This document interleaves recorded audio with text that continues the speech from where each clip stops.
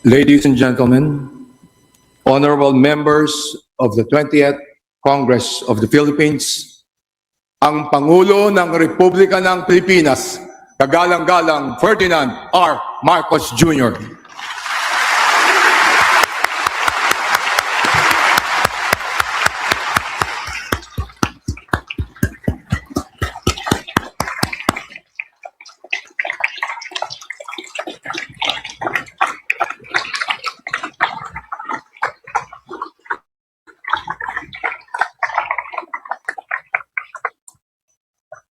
Former President Gloria Macapagal Arroyo, Senate President Sherwin Gatchalian, and honorable members of the Senate, House Speaker Faustino D. III, and honorable members of the House of Representatives, Chief Justice Alexander Gesmundo, and honorable justices of the Supreme Court, His Excellency, the Most Reverend Charles John Brown, and esteemed members of the Diplomatic Corps, Executive Secretary Ralph Recto, and honorable members of the Cabinet, First Lady Luis Araneta Marcos, other distinguished guests, ladies and gentlemen, good afternoon. Mga kababayan ko, naririto ako muli upang tuparin ang ating katungkulan at magbigay ng ulat sa inyo tungkol sa estado ng ating bansa at sa mga ginagawa ng inyong pamahalaan. Isang taon na ang nakalipas mula noong huli akong tumayo rito upang ilantad ang katiwalian na nadiskubre namin sa mga flood control project. Gaya ng aking ipinangako sa inyo, nagsagawa tayo ng malawakan at malalimang investigasyon na walang pagkikiling kahit kanino man. Masusi nating sinuri at sinundan kung saan tayo itinuro ng ebidensya. Lahat ng kailangan gawin ay ginawa natin upang matuntun ang punot dulo. Mayroon ng mga unang nakasuhan at nakulong, mga kontratista, matataas na opisyal, pati na mga mambabatas. At dumating na tayo sa punto na ayon sa Ombudsman ay malapit na ang paghain ng patong-patong na kaso labang sa dating Speaker. Masakit man sa akin ito, ngunit kailangan nating gawin ang tama. Hindi ako pangulo ng aking pamilya. Hindi ako pangulo ng aking kaibigan.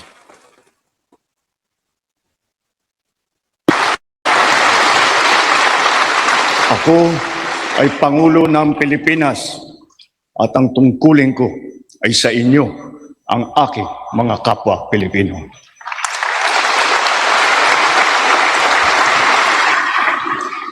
Kaakibat ng mga naisampang mga kaso tiniyak ng inyong pamahalaan na mababawi mula sa mga nagsabwatan ang nakuha nilang pera ng taong bayan.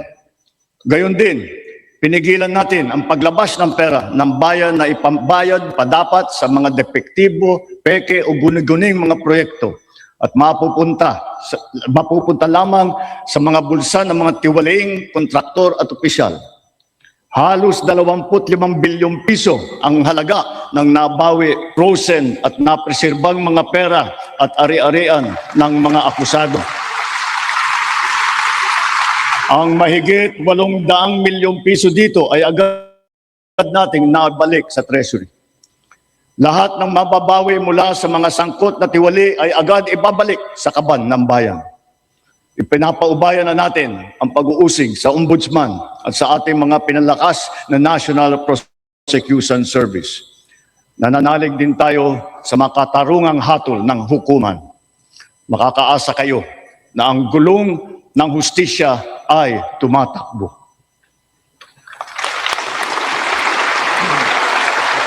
Sa kabila ng mga kaganapang ito, kailangan natin umusad tungo sa pagbabago. Nakatulong ang lahat ng mga ulat at hinaing ninyo sa isumbong na Pangulo. Ang inyong pagbabantay at pakikialam sa pamahalaan ay ang susi sa paglaban sa katiwalian. Ang reforma sa DPWH ay nagsimula na. Nagpasok tayo ng mga bagong graduate kasama ang mga tuwid at maasahang mga job order at contract of service. Bukod sa mga flood control project, lahat ng mga proyekto ay sinuri at tiniyak na talagang kinakailangan at maayos mula sa plano, presyo hanggang pagpapatupad. Para walang overpricing, sinigurado natin na ang mga materyales ay ayon sa presyo sa merkado. Bantay sarado ang bawat proyekto at ang nakalaang pondo sa transparency portal, integrity chain at katuwang na ang mga civil society organization. Mula nung tumama sa ating bansa ang epekto ng giyera sa gitnang silangan, nagdeklara tayo agad ng State of National Energy Emergency. Iisa ang ating misyon, uplift, ang iahon ng ating nahihirapang mga mamamayan. Ang lahat ng mga ahensya ay inatasang magtipid at pagtuunan mabuti ang mga programa na mas mahalaga sa pagtugon sa mga epekto ng krisis. Sa at mas na makakatulong sa ating mamamayan. Ang pera ng taong bayan na muntik mapunta sa bulsa ng mga tiwaling opisyal ay naisalba natin. At sa halip na magamit natin ay nagamit natin sa mabuti at para sa tuna ng mamamayan. Ibinaba natin ang karagdagang halos 58 bilyong pisong pondo sa mga lokal na pamahalaan para mas mabilis at mas malawak ang paglingap sa taong bayan. Mataas ang tiwala at kumpiyansa natin sa mga lokal na pamahalaan. Ito ay paghahanda na rin para sa mas marami at mas malawak na serbisyo para sa kanilang mga nasasakupan. Nagsimula tayo doon sa mga direktang naapektuhan ng kaguluhan. Ang pagsaklolo sa ating mga kababayang OFW na naipit sa digmaan. Mahalagang misyon ito ng pamahalaan. Gayong kalahating milyong Pilipino ay naghahanap buhay sa Middle East. Simula nung naputok ang gera, mahigit 12,000 kababayan natin ang ating naiuwi sa bansa na ligtas. Mahigit 140,000 OFW naman ang ating nabigyan ng sari-saring tulong sa gitna ng kaguluhan sa Middle East. Tulad ng pagkain, tulong pinansyal, pagpapagamot at masisiyan. Pag-uwi sa Pilipinas, sila ay ating tinulungan upang makapagsimula muli sa pagpahanap buhay sa pamamagitan ng Action Fund at OWA Kabuhayan Program. Ang iba naman ay nilapit natin sa peso o kaya'y sinama natin sa bayanihan para sa balikbayang manggagawa job fair. Samantalang ang iba ay tinulungan sa ibang. Bukod sa kanila, ang mga magbabalik natin mga gurong OFW ay papasok na sa mga public school natin kung saan sila ay higit na kinakailangan. Dahil dito sa Pilipinas, sila ang ma'am at saka ang sir.